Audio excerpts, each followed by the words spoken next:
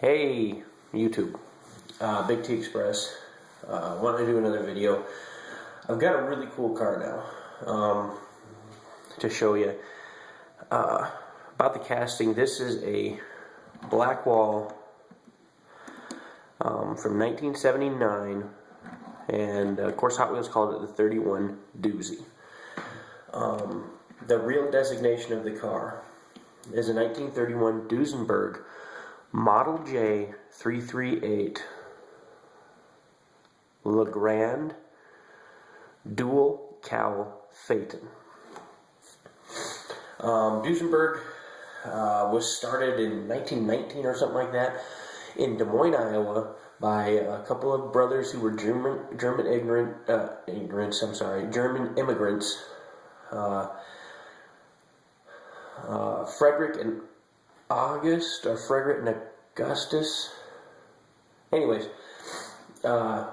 they moved their operations. Oh, interesting. Before that, they used to build marine and aviation engines out in New Jersey, and they sold that factory to Willys Overland. So they kind of have ties in all kinds of different old car makes. When they moved to Auburn, Indiana, they ended up being bought out, actually, because they went into receivership before the Depression, but they were bought out by Cowl, who also by that point owned Auburn.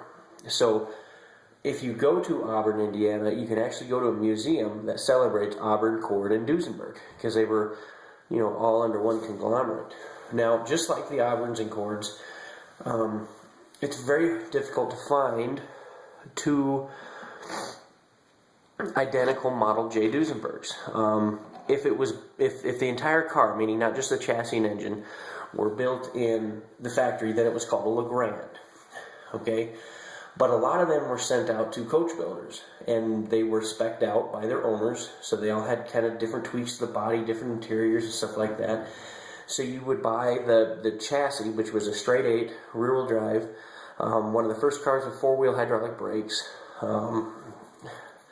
And think of the price. This is during the Depression era. You would buy that chassis for $9,500, and then you would spend another $3,000 to $6,000 having the rest of the car built. I mean, that's really the equivalent of a $200,000 car nowadays, easily. So these were toys of the rich. I mean, just to how desirable they are nowadays to collectors. Jay Leno bought one of the last original one-owner cars, and it was sitting in some warehouse in Manhattan, and he restored it, put it in his collection. He drives it around. Of course, he drives all his cars, and he's got steam cars and all kinds of stuff too. I just think it's a pretty cool casting. It's one of my few Blackwalls. It's one of my few cars that is vintage, being from 1979. And I think it's beautiful. Recently, I think WTF was showing off some Dusenbergs, and he showed us the orange one with the green fenders. That is extremely rare. And I have the orange one with the chocolate fenders, which is like the least rare model. I paid, I want to say, $11 or $12 for this, and it was on a really crappy card at an antique store in downtown Rapid City, where I live in Rapid City, South Dakota.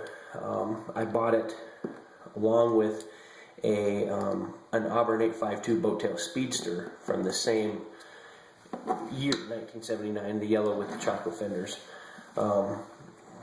But I had these when I was a kid, and I couldn't resist, so I paid $11 or $11.50 each for them. But hey, I'll quit rambling. It's a 4-minute video about one little car. Sorry about that. Questions, comments, smart remarks, you guys let me know. Thank you.